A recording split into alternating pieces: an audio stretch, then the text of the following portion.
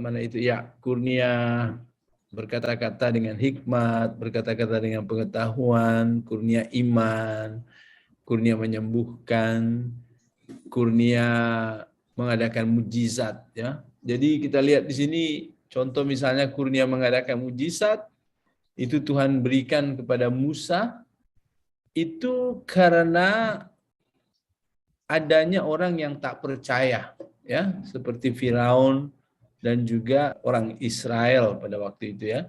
Jadi harus ada mujizat-mujizat yang diberikan Tuhan secara luar biasa kepada orang-orang tertentu demi melakukan rencana Tuhan. Di sini kita lihat bahwa semua ini diberikan Tuhan di masa Alkitab belum selesai ditulis, ya. Di mana Alkitab belum selesai ditulis. Mengapa? Karena orang tidak bisa memegang sesuatu tanpa satu pertolongan dari Tuhan. Nah, Tuhan menolong mengurniakan pada masa itu pertolongan-pertolongan ini.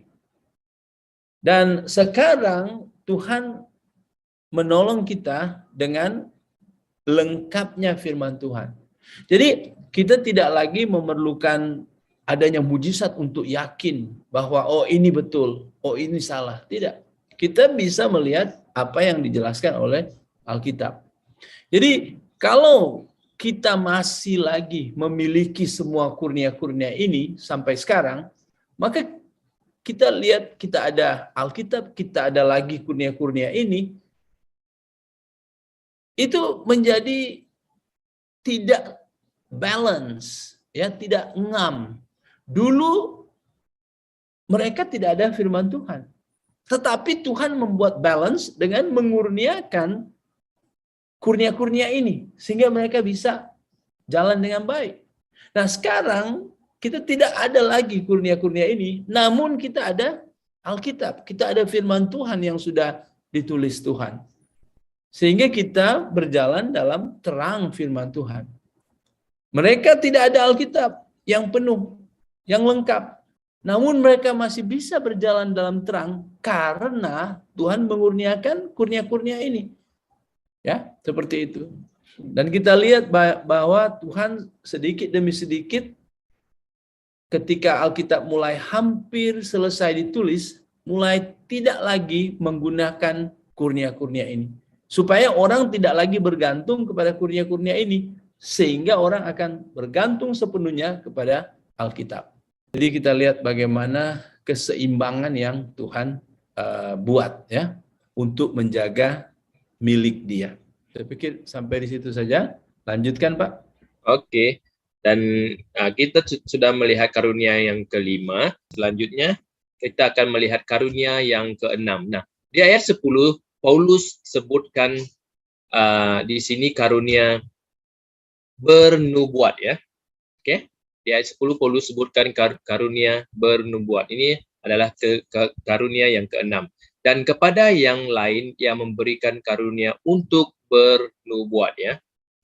Nah, karunia ini sempat kita bicarakan atau lihat pada kelas Efesus dan Roma, ya. Karunia ini adalah juga diberikan pada masa firman Allah belum habis ditulis. Allah memilih orang-orang tertentu, ya, untuk menyampaikan perkataannya, dan apa yang mereka sampaikan adalah sepenuhnya sama dengan apa yang Allah kehendaki. Oke. Sekarang, semua yang Allah inginkan disampaikan telah sepenuhnya lengkap dalam firman-Nya, ya. Di ayat 10 juga, kalau kita melihat, Paulus juga sebutkan karunia membeza-bezakan roh, ya. Nah, bayangkan pada zaman itu, bila tiada karunia ini, ya, kalau tidak ada karunia membeza-bezakan roh ini, ya, semua orang boleh berkata, wah, ini firman Allah, saya memberitakan firman Allah, ya.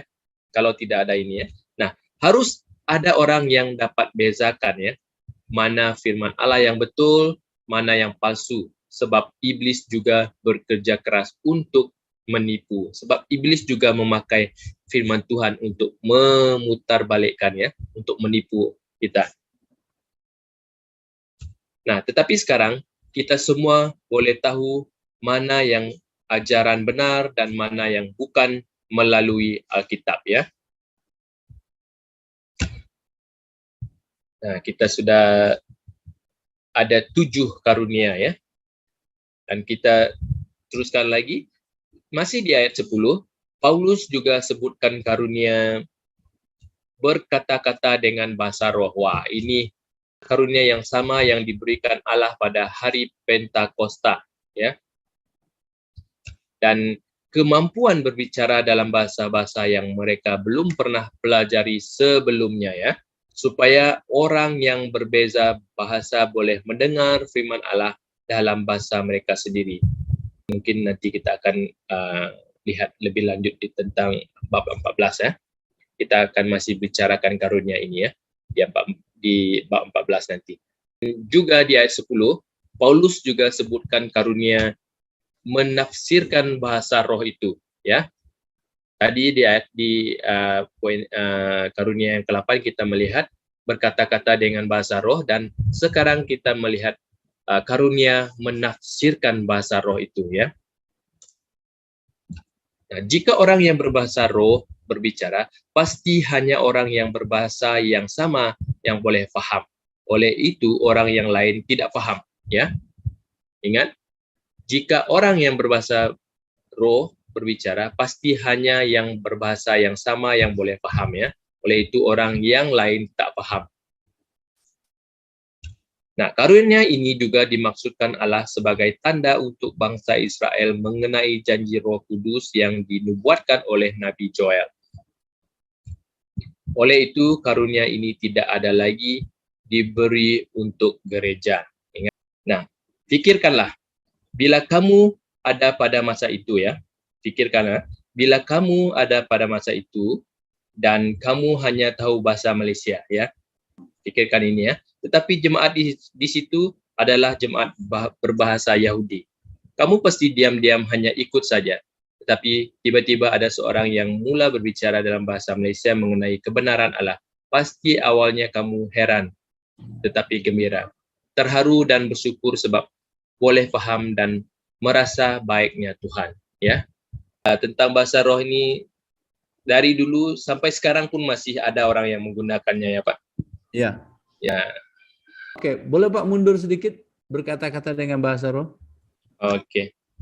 Berkata-kata dengan bahasa roh. Ya, jadi ini kurnia yang ke-8, ya. Ya. Kurnia sebelumnya membeza-bezakan roh. Nah, ini roh ini berarti membeza-bezakan ajaran. Ini ajaran dari roh jahat atau ajaran dari Roh Kudus. Itu kurnia ke-7. Ini harus dari Roh Kudus juga. Ya kan? Sebab kalau seseorang datang dan berkata, saya ada ajaran dari roh, bahwa bukan Tritunggal, tapi 4 tunggal.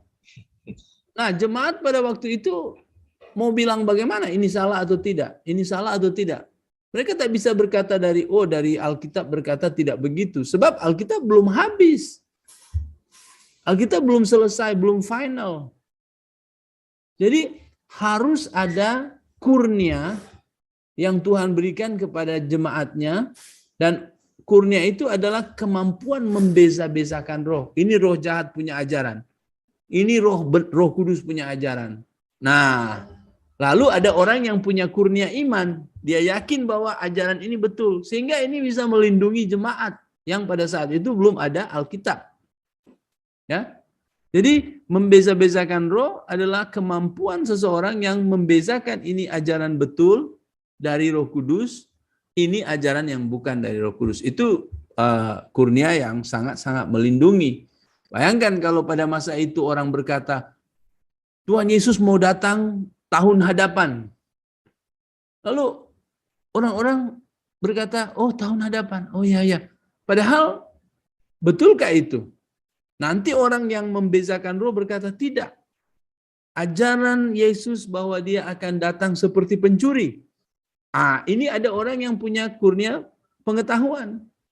Mengapa dia punya kurnia pengetahuan? Karena rasul-rasul sudah pernah mengatakan itu.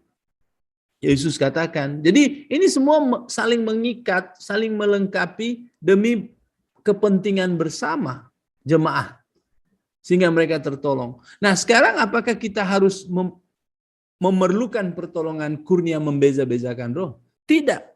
Kita sudah ada Alkitab.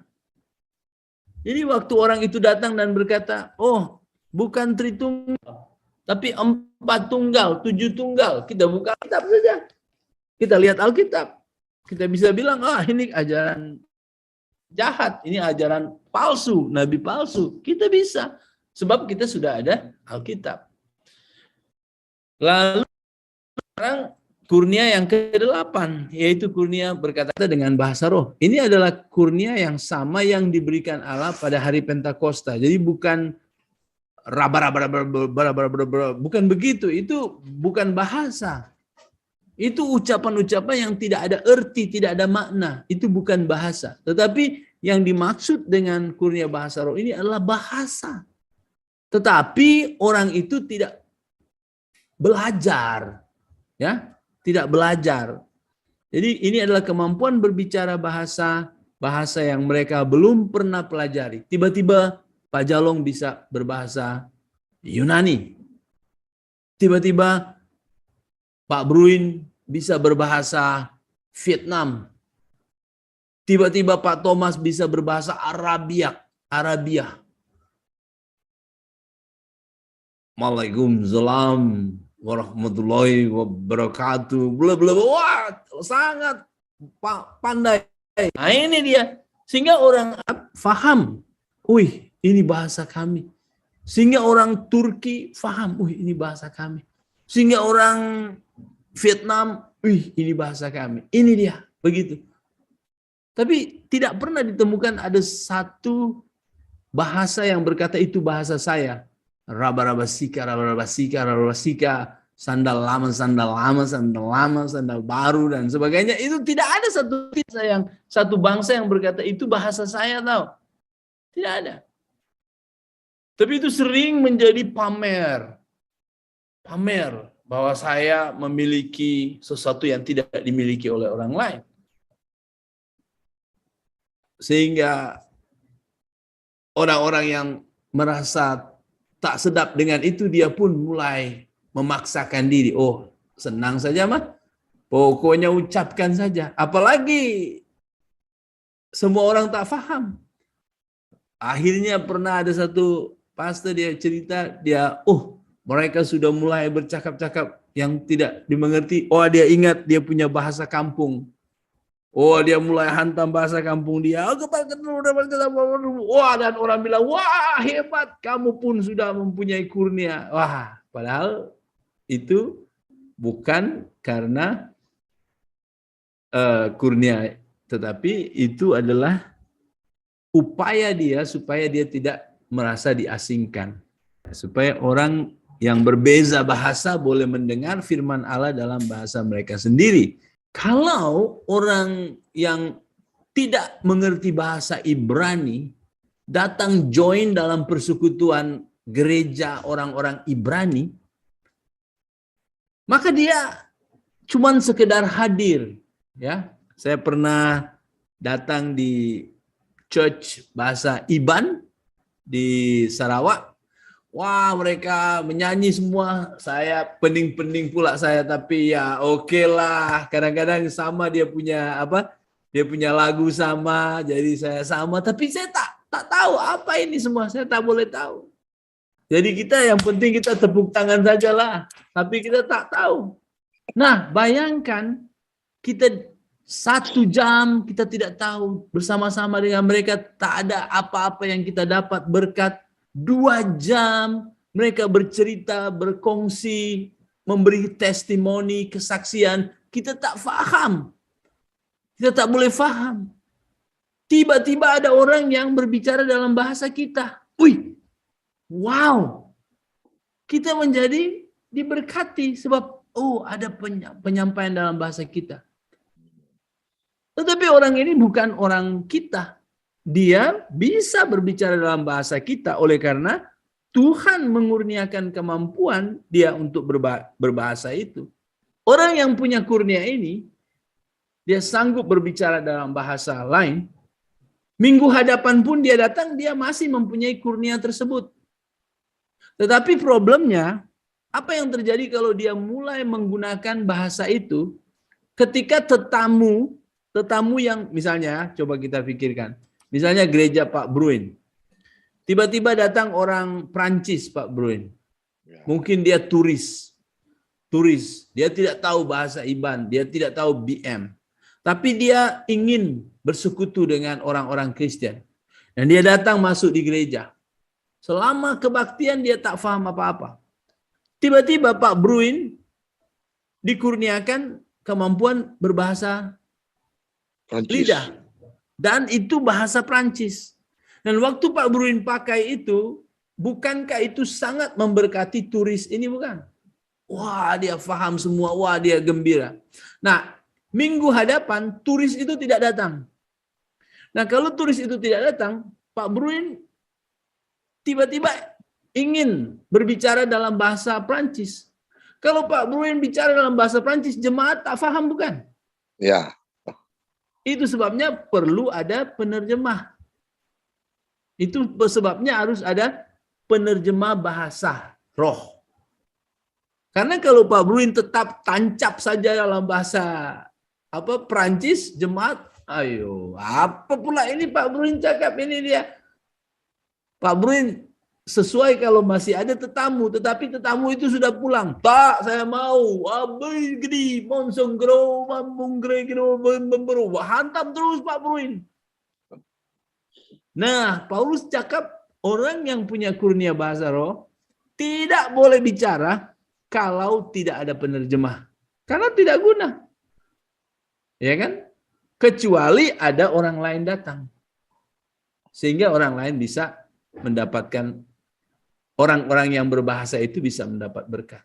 Begitu. Oke, lanjut. Ya Pak.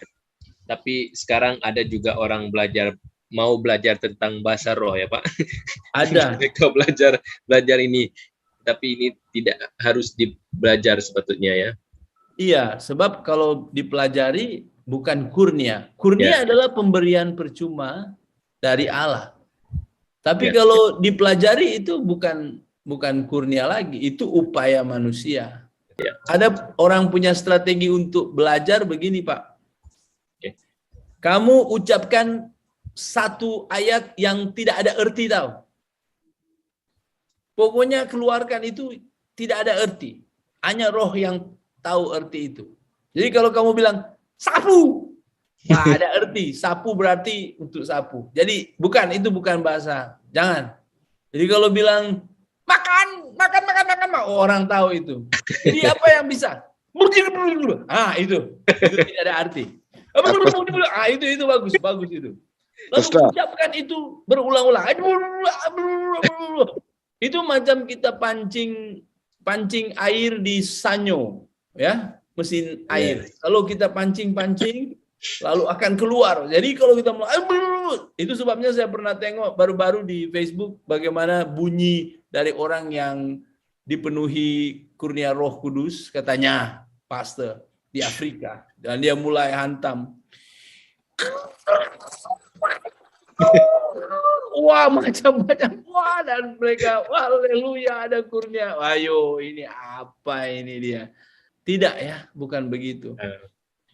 Kurnia bahasa roh sesungguhnya adalah pemberian Roh Kudus untuk membuat orang itu sanggup berbicara dalam bahasa asing, sehingga orang yang mempunyai bahasa itu boleh faham apa yang disampaikan oleh firman Tuhan. Jadi kalau kita kembali ke Kisah Para Rasul bab 2, orang-orang yang mendengar itu memahami bahwa mereka sedang menyampaikan dalam bahasa mereka. Mereka orang Partia, orang Kapadokia, orang Arab, orang Kreta dan sebagainya. Mereka mendengar penyampaian itu dalam bahasa mereka mengenai perbuatan-perbuatan besar yang Allah kerjakan. Jadi bukan mereka hanya dengar orang yang cakap tanpa ada arti ucapan-ucapan itu.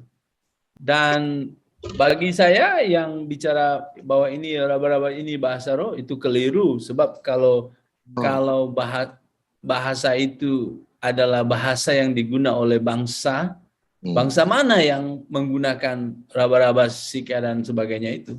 Tidak ada bangsa di dunia ini. Apa artinya? Tidak ada. Itu saya heran selalu dia pakai itu, Pak Ustaz. Iya. Saya selalu dengar. Ya. Ya, harus hati-hatilah. Ya. Nah, memang kita akan mempelajari lagi itu di bab 14 ya, tentang Paulus juga membahas kurnia bahasa roh ini secara khas, sebab ini sudah mulai menjadi kesalahan di jemaat Korintus, sebab mereka rasa, kalau kami, ini kan kurnia yang paling ketara, padahal itu dalam urutannya itu kurnia yang nomor 8. Ya. Power-powernya ada di 1, 2, 3, 4 itu ya. Tetapi ahli jemaat lainnya yang hanya tahu bahasa Yahudi tak boleh faham dan hanya diam saja. Tapi bila ada yang dikaruniai menerjemah, maka semua akan menikmati berkat. Ya, ini yang telah kita bincang lebar tadi, bahwa kalau kita dalam bahasa roh mesti ada yang menafsirkan bahasa itu supaya semua jemaat paham ya tentang apa yang dikatakan. Nah,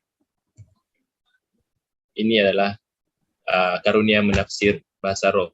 Nah, menurut kamu karunia yang mana yang terbesar? Ya, menurut kamu karunia mana yang terbesar? Kamu mau karunia yang mana? Ya, ini soalan semua kita.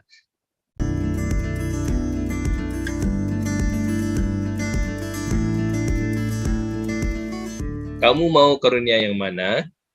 Itu jelas ya.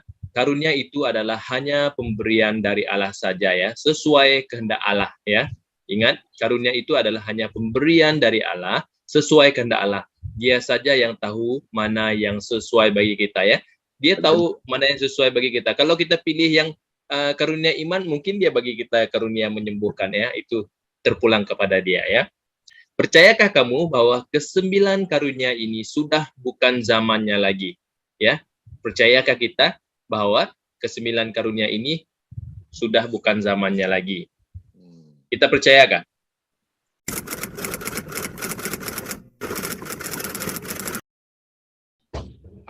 Maksudnya sudah bukan zamannya, artinya tidak ada lagi orang yang memang khas mempunyai kurnia-kurnia tersebut. Tetapi Tuhan bisa melakukan itu sewaktu-waktu apabila dia menghendaki. Tapi kalau dulu Pak Jalong sudah ada kurnia nomor 1, itu kekal kepada Pak Jalong. Itu semua Tuhan kurniakan pada orang-orang itu untuk kepentingan gereja bersama. Nah, sekarang tidak lagi. Tetapi soalannya, apakah kita tidak bisa berdoa lalu orang bisa sembuh? Bisa. Saya bisa berdoa dan orang itu bisa sembuh, tapi itu bukan karena saya mempunyai kurnia kesembuhan, tidak.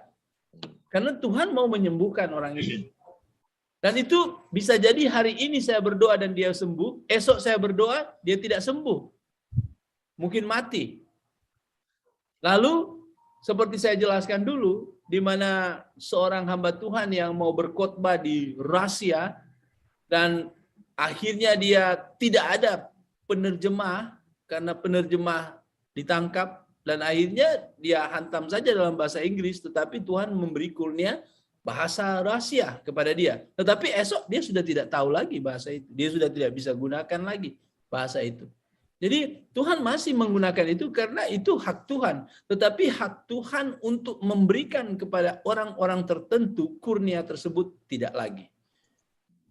Sebab kenapa? Sebab sudah berbeza situasi sekarang. Tuhan sudah mempunyai kitab suci yang sudah dia kurniakan kepada kita. Kitab suci sudah habis ditulis dan itu sudah disediakan Tuhan untuk melindungi gereja Tuhan. Gereja Tuhan sekarang ada pagar yang mengitari, pembimbing semua melalui firman Tuhan. Kalau tidak, maka kurnia-kurnia ini akan menjauhkan anak-anak Tuhan dari firman Tuhan. Ya kan? Untuk apa saya mau belajar firman Tuhan? Saya pergi ke ke bapak yang punya pengetahuan, yang punya kurnia pengetahuan. Ya kan?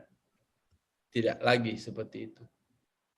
Dan kita sadar di mana Paulus dia mempunyai begitu banyak kemampuan berbahasa karena Tuhan mengurniakan kurnia bahasa roh kepada dia. Sehingga dia bisa pergi ke Eropa, dia bisa pergi ke Asia, semua itu tanpa belajar bahasa dia bisa bercakap. Karena apa? Karena Tuhan memberikan kurnia. Oleh itu Paulus katakan, kalau mau bicara tentang bahasa roh, saya paling banyak daripada kalian. Ya kan? Karena dia menggunakan itu untuk penginjilan, pemberitaan Injil. Tetapi sekarang tidak lagi. Orang harus belajar bahasa di mana dia akan pergi memberitakan Injil. Jadi misioneri-misioneri sekarang, mereka harus belajar bahasa dari suku E, suku B. Kalau misioneri NTM datang ke Indonesia, dia harus belajar bahasa Indonesia dulu.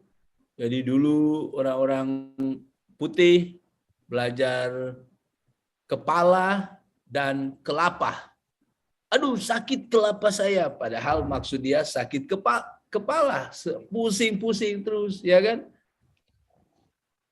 Mari kita berdosa. Maksudnya mari kita berdoa, ya kan?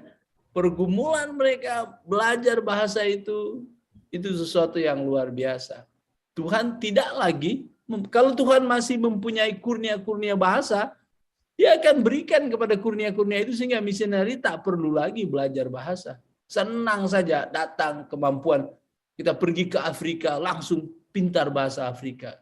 Kita pergi ke Papua, langsung pintar bahasa Papua. Ada bahasa Papua yang ada bunyi di sini tahu.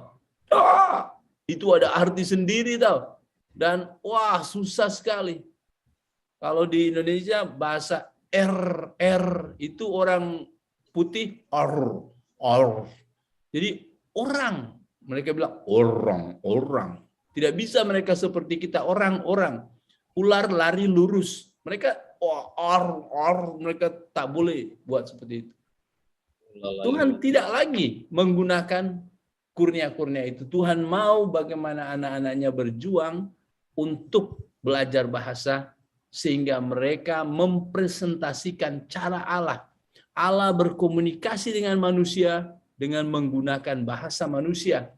Oleh itu anak-anaknya juga harus belajar bahasa orang-orang di mana dia akan memberitakan Injil. Oke? Oke. Ya.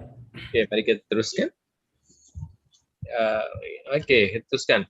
Nah, tentu Tuhan masih melakukan mukjizatnya sampai hari ini melalui anak-anaknya. Itu yang Pak Weka jelas sebentar tadi ya. Nah, Nah, tetapi ini berbeza dengan zaman itu ya. Kalau zaman itu secara tetap karunia itu diberikan kepada gereja ya, dengan tujuan mengukuhkan gereja Tuhan pada masa awal itu ya. Nah, tapi sekarang itu terjadi kadang-kadang saja sesuai keperluan yang Tuhan pandang perlu. Nah, itu semua yang dijelaskan tadi. Nah, apakah kamu tidak perlu belajar bahasa bila kamu pergi melayani orang dari suku lain? Apakah kamu tunggu saja karunia bahasa roh? Wah, ini pun susah ya, Pak. Kalau kita tunggu saja, kalau kita pergi melayani di suku orang lain, kita tidak mau belajar, kita tunggu saja bahasa roh. Wah, karunia bahasa roh ini pun bahaya nih, Pak. Wah, Pak Jalung, kenapa belum pergi ke suku Papua? Ayo, sampai sekarang belum ada kurnia datang tahu. Dan mari kita lanjutkan lagi. Oke, kita masuk di dalam poin yang baru, di mana kita melihat banyak anggota ataupun ahli, tapi semua adalah satu tubuh ya. Ini poin yang ketiga. Kita lihat di ayat 12. Karena sama seperti tubuh itu satu dan anggota-anggotanya banyak, dan segala anggota itu sekalipun banyak merupakan satu tubuh, demikian pula Kristus ya. Nah, lihat tubuh kita ya. Kalau kita lihat tubuh kita, anggotanya banyak. Kita di tubuh kita banyak anggota ya. Kita tangan, hidung, mata, kaki semuanya. Tapi hanya satu saja. Semua adalah satu ya. Oke. Semua orang percaya walaupun banyak, sesungguhnya adalah satu. Ketika kita percaya, Roh Kudus membaptiskan atau memasukkan kita ke dalam Kristus menjadi tubuh Kristus. Roh Kudus tinggal dalam diri setiap orang percaya dan sejak itu setiap orang percaya telah dipersatukan sebagai sesama anggota tubuh Kristus dan Yesus sebagai kepala kita. Oke, mari kita teruskan. Nah, kalau kita lihat ini adalah tubuh. Yesuslah menjadi kepala kita. Nah, oke, mari kita teruskan lagi di poin yang keempat. Semua ahli diperlukan ya, semua ahli diperlukan. Nah, ini adalah poin yang keempat, semua ahli diperlukan. Kalau kita baca ayat 14 hingga 26, nah, tidak boleh memperlakukan seseorang sesama yang percaya seolah-olah tidak penting ya.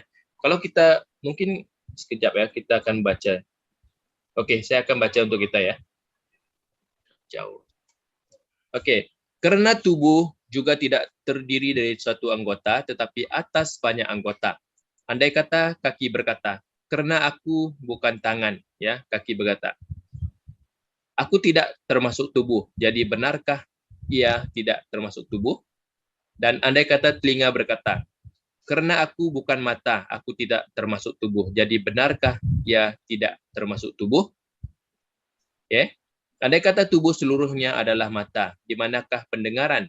Andai kata seluruhnya adalah telinga, di manakah penciuman? Tetapi Allah telah memberikan kepada anggota masing-masing secara khusus suatu tempat pada tubuh seperti yang dikehendakinya. Andai kata semuanya adalah satu anggota, di manakah tubuh? Memang ada banyak anggota, tetapi hanya satu tubuh. Jadi mata tidak dapat berkata kepada tangan, aku tidak membutuhkan engkau, dan kepala tidak dapat berkata kepada kaki, aku tidak membutuhkan engkau.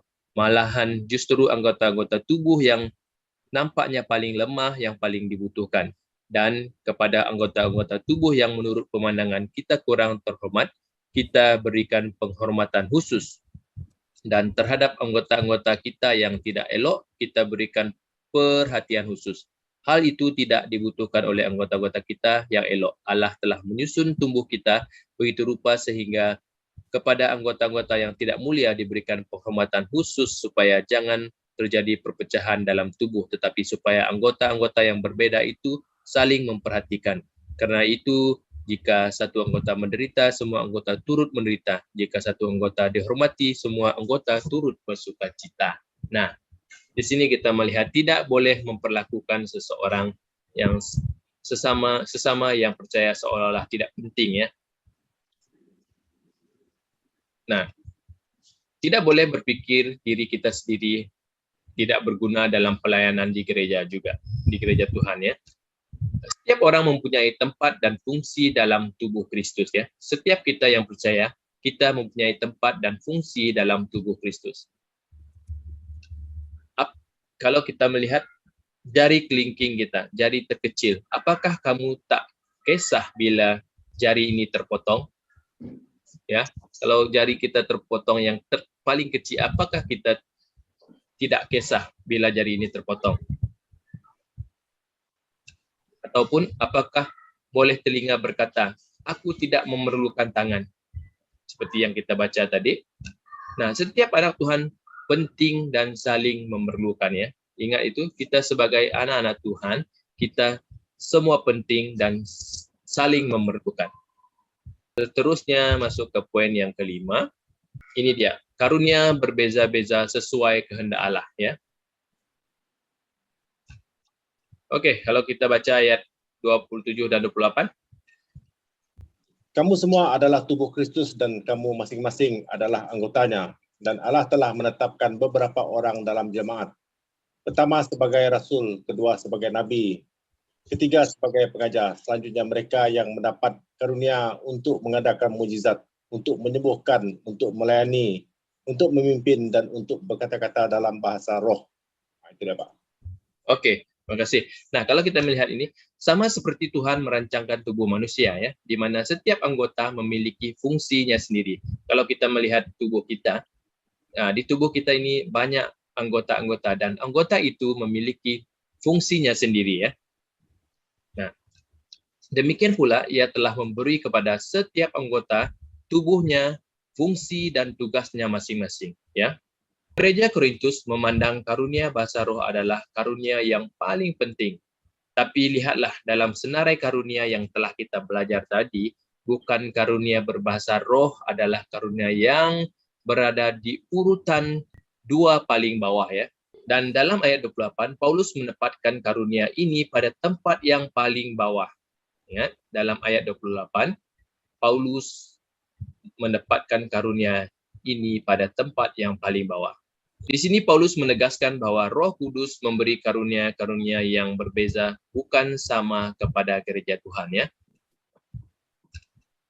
Nah, kalau ini yang Pak Jeff telah baca tadi, mungkin kamu semua adalah tubuh Kristus dan kamu masing-masing adalah anggotanya. Dan Allah telah menetapkan beberapa orang dalam jemaat, pertama sebagai rasul, kedua sebagai nabi, ketiga sebagai pengajar, selanjutnya mereka yang mendapat karunia untuk mengadakan mukjizat, untuk menyembuh, untuk melayani, untuk memimpin, dan untuk berkata-kata dalam bahasa roh. Ya. Jadi kita lihat Allah telah menetapkan beberapa orang dalam jemaat pertama. Jadi itu paling first ya, rasul. Lalu kedua, nabi. Lalu ketiga, pengajar. Lalu selanjutnya, berarti yang lebih di bawah lagi, orang-orang yang mempunyai kurnia mengadakan mukjizat, lalu menyembuhkan, lalu melayani, lalu memimpin, lalu berkata-kata dalam bahasa roh. Jadi Paulus tempatkan kurnia berkata-kata dalam bahasa roh adalah paling di bawah, bukan? Paling level di bawah. Boleh paham sampai di situ? Tapi di jemaat Korintus sudah mengutamakan kurnia berbahasa roh ini. Mereka sudah angkat kurnia berbahasa roh ini menjadi posisi yang paling best. Dan itu tidak betul. Itu tidak betul. Nah, yang sukar lagi sekarang juga di masa sekarang pun ada orang-orang yang menganggap bahwa orang yang tidak punya kurnia bahasa roh itu tidak mempunyai Roh Kudus. Itu sudah lebih teruk lagi ya. Padahal pemahaman mereka juga tentang bahasa roh pun sudah menyimpang, sudah terpesong. Nah ini masalahnya. Ini kita lanjut lagi di ayat 29 dan 30. Adakah mereka semua rasul atau nabi atau pengajar? Adakah mereka semua mendapat karunia untuk mengadakan mukjizat atau untuk menyembuhkan atau untuk berkata dalam bahasa roh atau untuk menafsirkan bahasa roh? Semua pertanyaan ini jawabannya adalah tidak ya. Nah, semua pertanyaan ini jawabannya adalah tidak. Orang Korintus telah keliru dengan meninggikan karunia berbicara dalam bahasa asing seolah-olah semua orang percaya harus memilikinya. Oke? Ada satu lagi poin ya. Kita akan melihat lagi satu poin di poin yang ke-6. Sini kita melihat karunia terbaik perlu diharapkan ya. Karunia terbaik perlu diharapkan. Nah, kalau kita baca di ayat 31, jadi berusahalah untuk memperoleh karunia-karunia yang paling utama, dan aku menunjukkan kepadamu jalan yang lebih utama lagi. Nah, perintah untuk berusaha memperoleh karunia-karunia yang paling utama ya. Ini satu perintah untuk kita berusaha untuk berusaha memperoleh karunia-karunia yang paling utama. Nah, rupanya meski semua anggota tubuh penting ya, namun ada karunia yang lebih besar nilainya untuk perkembangan pembinaan tubuh Kristus ya. Jadi bukan untuk diri sendiri. Ya. Sebenarnya kurnia yang paling utama itu adalah kurnia yang paling memberi kesan kepada pembinaan tubuh Kristus. Berarti seluruh jemaat. Nah, kalau saya punya kurnia menyembuhkan, maka saya hanya berguna bagi mereka yang sakit. Bagi mereka yang sehat, saya tidak ada kesan kepada mereka.